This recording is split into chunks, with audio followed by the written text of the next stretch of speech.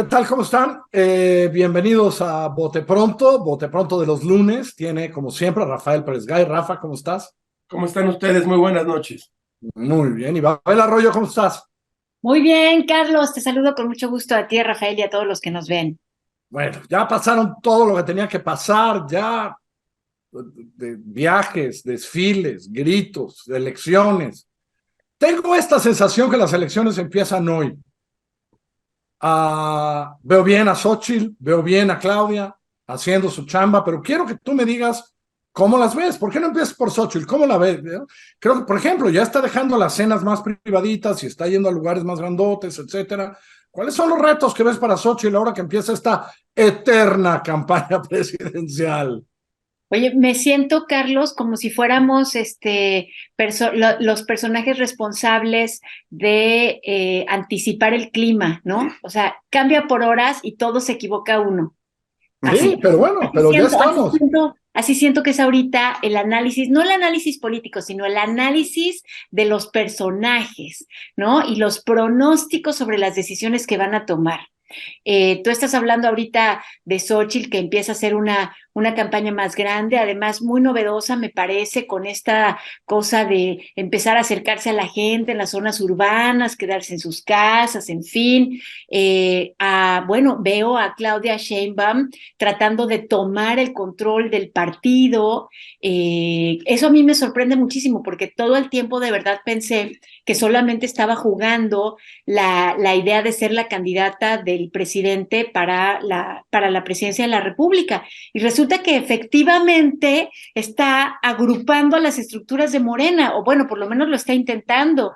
En la Ciudad de México hay una cargada a favor de ella, no en otros lugares, aunque ella está presumiendo de unidad, pero creo que el trabajo que está haciendo es un trabajo asombroso. Y luego resulta que el Movimiento Ciudadano, que era el tercero en discordia, que ya habíamos dicho que sí va, que no iban a apoyar a Xóchitl, que iban a esperar a Marcelo Ebrard, que Samuel García quiere ser el candidato a la presidencia, pero que Alfaro está enojado con Dante Delgado, y Alfaro es el líder del grupo político más importante que tiene MC, y ahora ya está apoyando a Samuel García para la candidatura presidencial. Entonces, ¿qué te puedo decir, Carlos? No te puedo decir nada porque esto cambia por horas. No sé si mañana Xóchitl Gálvez va a estar ayudándole a Claudia Sheinbaum en la campaña. Yo casi les iba yo a no, yo casi les iba a proponer que evitemos por lo menos unas 6 semanas hablar de MC y de Marcelo Ebrard. No nos andamos distrayendo con tonterías. O sea, que al rato de quién vamos a hablar. ¿De Verástegui? Mi corazoncito, ¿qué onda? Yo estoy viendo qué hace el gobernador. Rafa, ¿por qué lo has dicho en este programa? Y el primer evento de Claudia de ayer en Michoacán, evento por lo demás exitoso, evento donde dijo, a ver, michoacanos, si jugaron con alguien más, dejen de jugar con alguien más, yo soy la jefa. Tú has puesto enfrente esta noción de la elección de Estado. Ahí estaba el gobernador, ahí estaban los alcaldes cercanos. Es decir, pero mi pregunta más allá de eso es, ¿cómo tendría que reaccionar Xóchitl frente a este tamaño de campaña donde ya vimos qué va a ser? Esta gira de Claudia en los estados que toque van a estar, ¿no? Y Morena gobierna 20 y pico, va a ser una operación gubernamental de recursos, etcétera. ¿Qué puede hacer, ¿no? Xóchitl frente a esa, pues ni modo, potencia en términos de la gente que lleva y la gente que va y lo que se dice? Sí, perdón, como hemos platicado aquí, lo que vamos a tener, y ya tenemos, lo empezamos a ver en Michoacán, en el principio de en efecto, eterna campaña que tendremos por delante. No nos merecemos tampoco estar 9 meses en esto, pero vamos a estar ni hablar. Lo vamos a estar, Rafa. No hablo ¿Tú de ya quieres nosotros. votar? ¿Tú ya quieres votar y ya? No, bueno, es que son Vamos a 9 ver el meses, fútbol. parece.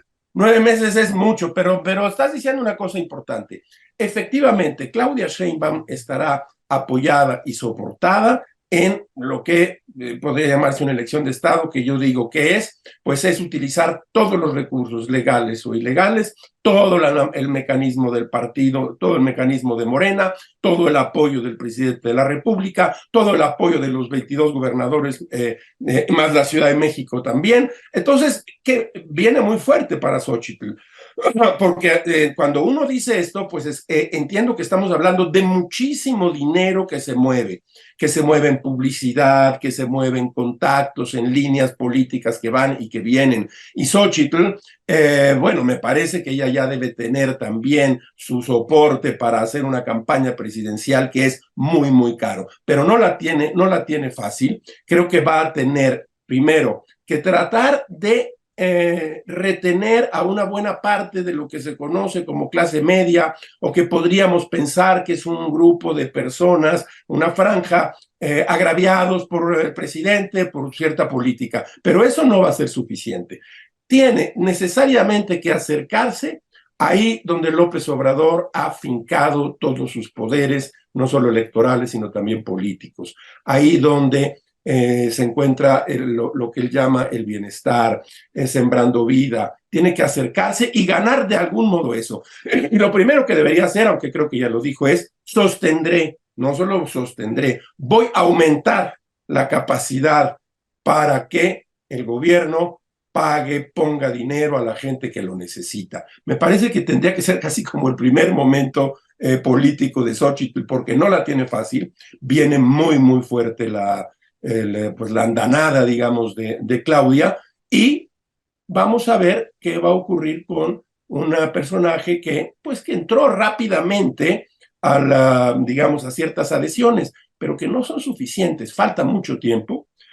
Yo no hablaría ni siquiera hoy de encuestas, no tiene ningún sentido, pero falta mucho tiempo y Claudia Sheinbaum y su equipo tienen que diseñar un programa para hacer, no solo retener lo que ya tienen, sino ir y quitarles una buena parte a Morena, al presidente y a Claudia de lo que ya tienen. Se dice fácil, pero lo veo complicado.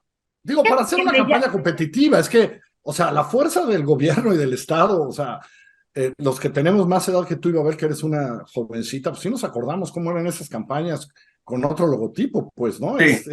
Es difícil competir. No te voy a desmentir en la única ocasión en la que me elogias, Carlos, pero sí me acuerdo. Y justamente porque me acuerdo, me llama la atención que pongamos el acento solo en Xochitl. Yo creo que tienen razón ustedes al decir, bueno, qué es lo que puede hacer, en dónde puede horadar esta andanada de recursos, pero me pregunto si hubiéramos dicho eso antes, así como, ¿qué puede hacer Cloutier frente a la elección de Estado? ¿Qué puede hacer Cuauhtémoc Cárdenas frente a la elección de Estado? Y la verdad es que no podían hacer mucho como personajes individuales, pero lo que hicieron sus partidos y la sociedad civil a lo largo del tiempo hizo que se construyeran instituciones, según esto, para que no volviéramos a tener una elección de Estado. Entonces, no se trata solamente del personaje que está encarnando a la oposición competitiva, sino de qué pasa con estas instituciones que construimos, que se supone que están ahí como muro, para que no regresemos